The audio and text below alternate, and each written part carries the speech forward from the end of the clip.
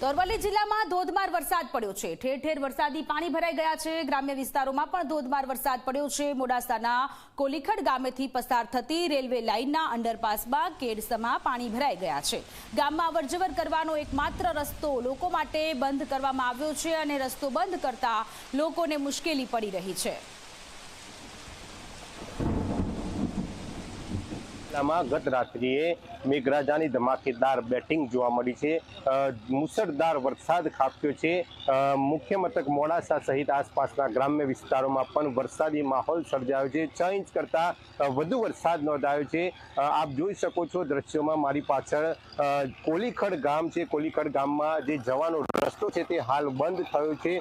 Railway અંડરપાસને લઈને રસ્તો અહીંયા બંધ થતા ગ્રામજનોને પારાવાર મુશ્કેલીનો સામનો કરવાનો વારો આવ્યો છે। તંત્રને વારંવાર રજૂઆતો કરવા છતાં રેલવે વિભાગ દ્વારા કોઈ કાર્યવાહી કરવામાં ન આવતા હવે ગ્રામજનોને મુશ્કેલી વેઠવાનો વારો આવ્યો છે। જે અંડરપાસ છે તેમાં કેડસમાં પાણી ભરાઈ ગયા છે, જેને લઈને અવર જવરનો તમામ જે માર્ગ છે તે બંધ થયો છે અને લોકો અવર જવર કરી શકતા નથી।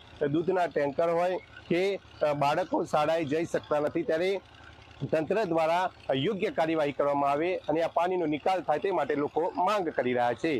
મહેશ પરમાર, જી મીડિયા, અરવલ્લી। તો અરવલ્લી જિલ્લામાં મેઘરાજાની તોફાની બેટિંગ। અરવલ્લી જિલ્લામાં સાર્વત્રિક વરસાદ પડ્યો છે। મોડાસામાં ધોધમાર વરસાદ વરસતા વરસાદી પાણી ભરાયા। ભારે વરસાદના કારણે રસ્તાઓ પાણી થઈ ગયા છે। ધનસુરા, બાયડ, માલપુરમાં પણ ધોધમાર વરસાદ પડ્યો છે।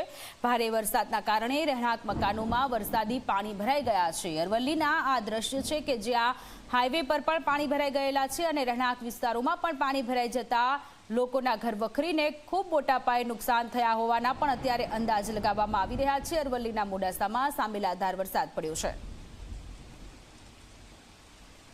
તો અરવલ્લીના આ દ્રશ્ય છે કે જ્યાં રોડ રસ્તાઓની એક બાજુ બિસ્માર હાલત અને બીજી બાજુ લોકોના ઘરોમાં પણ પાણી ભરાઈ ગયા છે અને લોકોના ઘરોમાં પાણી ભરાઈ જતા લોકોએ પાણીને ઉલેચીને બહાર કાઢવા માટે મજબૂર થયેલા છે।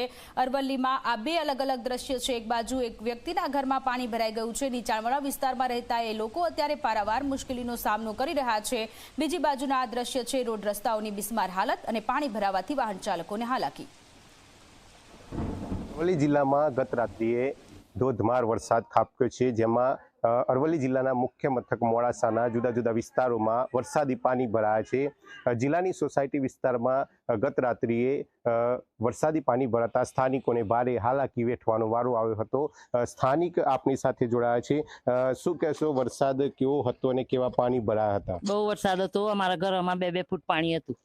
નાના છોકરાને મેં બીજાના ઘેર મૂકી દીધા। અમારા ઘઉં, અમારા બધા જે ઘર વકરી હતી બધી બગડી ગઈ। અમારે દર વર્ષે એમ થાય છે।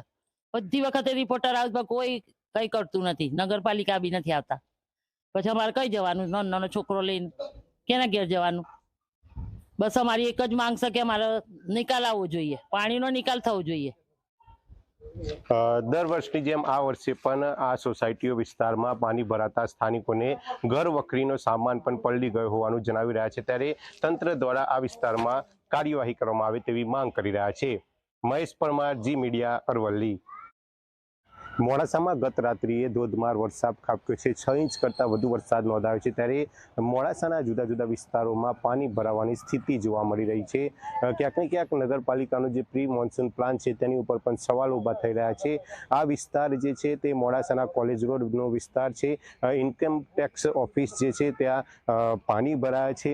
વરસાદી પાણી ભરાવાના કારણે આ વિસ્તારમાં પારાવાર મુશ્કેલીનો સામનો કરવામાં લોકો સામનો કરી રહ્યા છે। જે ઇન્કમ ટેક્સ ઓફિસ વિસ્તાર છે તે આપ જોઈ શકો છો દ્રશ્યોમાં, અહીંયા પાણી ભરાયેલા છે। 2 કલાકથી વરસાદ બંધ થયો છે, પરંતુ આ વિસ્તારમાંથી પાણી હજુ ઓસર્યા નથી, ત્યારે તંત્ર દ્વારા નક્કર કાર્યવાહી કરવામાં આવે તેવી પણ લોકો માંગ કરી રહ્યા છે। બીજી તરફ જે આ પાણી ભરાયા છે તેને લઈને રોગચાળો ફાટવાની પણ લોકોમાં દહેશત જોવા મળી રહી છે, ત્યારે વરસાદી પાણીના નિકાલ માટે પાલિકા દ્વારા નક્કર પગલાં ભરવા જોઈએ તેવું લોકો માંગ કરી રહ્યા છે। મહેશ પરમાર, જી મીડિયા, અરવલ્લી। અને આ સાથે બુલેટિનમાં રોકાઈશું નાનકડા બ્રેક માટે।